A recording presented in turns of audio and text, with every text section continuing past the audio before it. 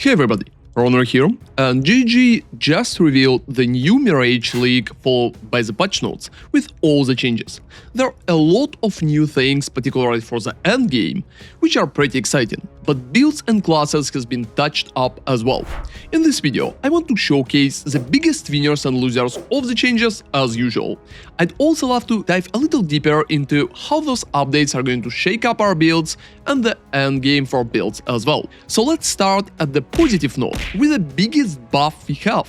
And we will also talk about skills first and ascendancies after. Use the timestamps for winners and losers summary as well, and let's go. And first off, Absolution been changed and tremendously buffed.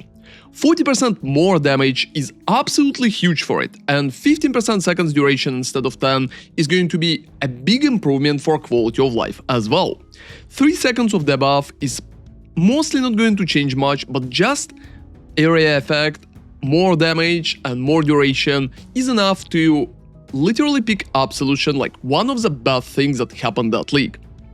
Together with improved duration, all of that will make Absolution setups very solid and viable again. It's been played in the previous leagues too and been more popular around 3.24, so even my old starters with Absolution can be resurrected now, so stay tuned for more information about that and feel free to sub to not miss it as well. After that, it's a time to talk about some nerfs. So first off, Viper Strike of the Mamba got significant nerf. Now it will have 30% less attack speed if dual wielding, and each weapon will also deal like 20% less damage. It also cannot inflict multiple poisons in the same hit. So those changes will make Mamba almost unplayable in the most setups, so that's one of the biggest losers after the nodes got released. And Penance brand of Dissipation also got hit. Now it activates only 1 second, so instead of 0.75, so it's going to be slower, and it will also deal less damage, so it's been 30% more, now it's 20% more. I believe that after those changes, P-brand is still going to be playable because it's been doing a lot of damage before, but it's definitely going to be less popular because it's falling from grace with every patch. And GG also went for Earthshatter, so damage effectiveness kinda suffered there, and instead of 393%, it will be 329% at gem level 20, which is not a huge nerf, but definitely going to affect Earthshatter popularity, especially since less damage will make it a little harder to play. However, Earthshatter been pretty popular, and I think in general it's been one of the most prominent melee builds together with Cyclone variations, and I think even slight nerf here is not really that warranted, because GG is hard in melee pretty often, and melee is already suffering because it's melee. So after all that, I believe that Earthshatter is still going to be one of the most popular options for melee, even with nerfed damage, but it's definitely not looking that nice. GG also decided to nerf Energy Blade. So now quality will give you 10% attack speed instead of 5% more maximum energy shield, which been a very good buff for energy shield stackers. And after that, with a classical GG double tap, they also nerfed energy shield from intelligence. So intelligence now inherently grants only 1% increase maximum energy shield per 10 intelligence, and previously it's been per 5 intelligence. So that's cutting in all energy shields that you're getting from intelligence in half, which is pretty big.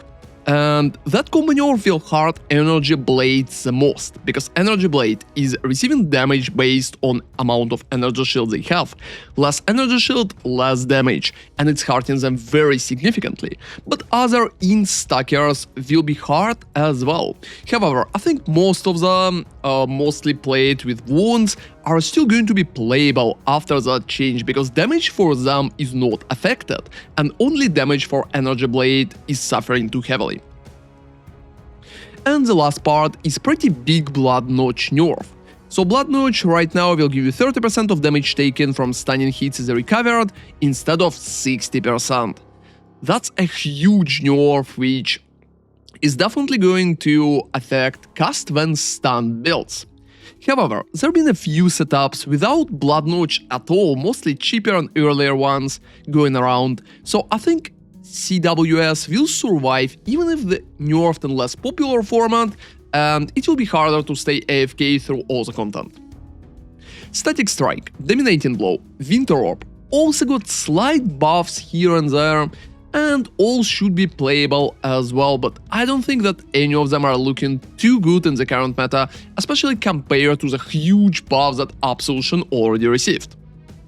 So the biggest winners here are Absolution, which got tremendously buffed because 40% is huge, and strong skills, which remained almost completely untouched, such as Kinetic Blast, Smite, Early Hit, Cyclone, General Cry, and so on and so on and so on. So most of those are still going to be popular, and I don't believe that meta is going to be shaken up too heavily, especially since the only skill that's probably going to rejoin the bunch is Absolution itself. Senior citizens can also continue playing Righteous Fire as usual, so everything should be absolutely fine there, even if it will be harder to swap to CWS if they will receive to do that. So talking about the classes, and here we have another cast when stunned nerf.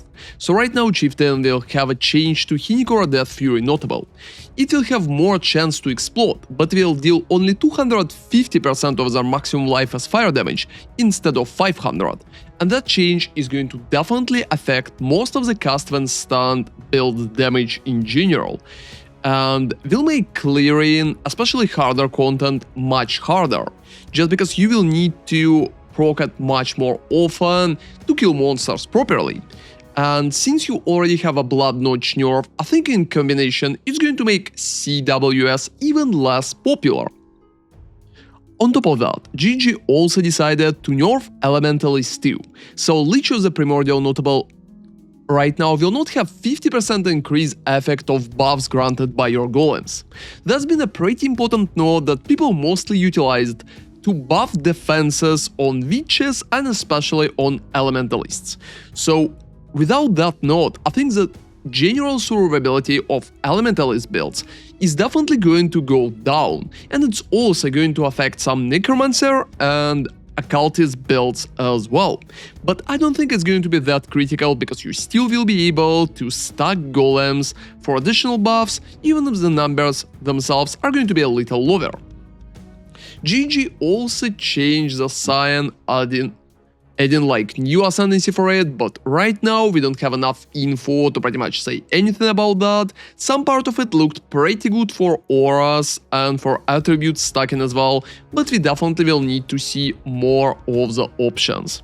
So I'm going to restrain my judgment for that. And the last part is Guardian buff. I think Guardian always wasn't that popular, at least for last few leagues, so right now GG want to push it a little forward. So the Guardian right now will have a Radiance minion without the duration, so it will be a permanent minion, but you still will need to resummon that every time when you're joining a map. It will also have 36% more movement speed, which is pretty great because your Guardian is going to sit on your enemies more often, and it should feel pretty nice, especially in the campaign. And right now, effects that grant random shrine buffs from Guardian will also have a little different pool with like greater shocking, freezing and skeletal shrines. I don't think that node been too popular, and it mostly has a niche use, so I don't think the change is big enough. They're also added a new cool node for Guardian, which is going to give you an access to Halving Flame on enemies. So every time when you're hitting your enemies with melee hit, you're going to apply Halving Flame to them. It will also gain you 10% of physical damage as extra lightning damage for each of your Halving Flames that has been removed by allied hit recently, up to 80%. I think that node is pretty much added for Domination Blow builds, because that's like the main melee skill that used with minions at the moment. How effective it will be, it's hard to predict right now because that node is a little convoluted and we're still not sure how exactly it's going to work. The biggest question is, are we going to lose all stacks every time when our minion is hitting the enemy, or we're going to lose only part of it, so like one for example? GG will need to clarify it, and it will also affect how good that node is going to be. However, I believe that Necromancer is probably still going to be the default option for most of the minions, since Guardian is better only around like day 1 or 2, and I don't think the changes are going to affect it too much.